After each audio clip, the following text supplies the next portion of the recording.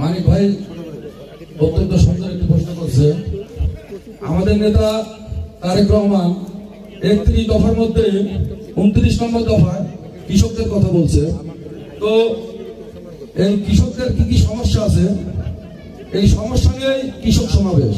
তো উনি অত্যন্ত সুন্দর একটি প্রশ্ন করছে যে পানের যে রোগ, এই পানের রোগের কোনো প্রতিকার পাওয়া যাচ্ছে না। ওনারা পানের রোগের ক্ষেত্রে বিএসরা আলু রোগের চিকিৎসা দিচ্ছে। তো আগামী দিনে এই কৃষকরা যদি ধানের শীষের প্রার্থীকে জয়লাভ করায়, সেক্ষেত্রে এই 29 দফার মধ্যে দেওয়া আছে যে আগামী দিনে বিএনপি ক্ষমতায় আসলে কি কি করবে। তার মধ্যে এই প্রশ্নের উত্তরটা আছে যে গবেষণাগার তৈরি হবে, নতুন নতুন বীজের উদ্ভাবন হবে এবং নতুন নতুন কীটনাশক আপনাদের দেওয়া হবে। কৃষক, আমার বাড়ি জুনাইল 5 নম্বর ওয়ার্ডে। আমার নাম মোহাম্মদ ইকলাস হোসেন। আমি সর্বপ্রথম যে প্রশ্নটি করতে যাচ্ছি, আমাদের ওইখানে আপনার বেশিরভাগ রসুন বা অন্য আপনার গম, ভুট্টা সব রকম উৎপাদনই হয়, কিন্তু সেখানে আমাদের প্রচুর সেচের অভাব, মানে সেচ দিতে পারি না লাস্টে, এবং সরকারিভাবে কোনো সেখানে এতদিন ওখানে পৌঁছায় নাই। আমরা জানতে চাচ্ছি যে সেচের কোনো প্রকল্প সঠিকভাবে সেখানে পৌঁছাবে কিনা। মোহাম্মদ মানিক সরকার, আমি জুনাইল 5 নম্বর ওয়ার্ডের একজন কৃষক।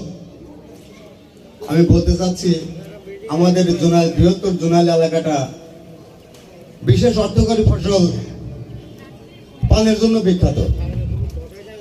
আমরা যারা এলাকা পান চাষী আছি, অনেকেই দেখা যায় আষাঢ় শ্রাবণ মাসে তাদের পানের বরজ মরে উঠে যায়। এর প্রতিকার আমরা কোথাও পাই না। বিভিন্ন ডিলারের কাছে, বিভিন্ন পিএস এর কাছে পরামর্শ নিতে গেলে ওনারা আলুর ওষুধ দেয়, আলু। আমি জানতে চাচ্ছি এই পানের উপরে কোনো গবেষণা ইনস্টিটিউট স্থাপন হবে কি না। আমি আমার নাটোর জেলার নেতৃবৃন্দের কাছে এই প্রশ্নটা রেখেই আমি আমার মানিক ভাই অত্যন্ত সুন্দর একটি প্রশ্ন করছে।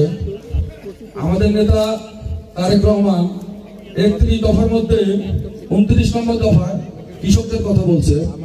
তো এই কৃষকদের কি কি সমস্যা আছে, এই সমস্যা নিয়ে কৃষক সমাবেশ। তো উনি অত্যন্ত সুন্দর একটি প্রশ্ন করছে যে পানের যে রোগ, এই পানের রোগের কোনো প্রতিকার পাওয়া যাচ্ছে না। ওনারা পানের রোগের ক্ষেত্রে বিএসরা আলু রোগের চিকিৎসা দিচ্ছে।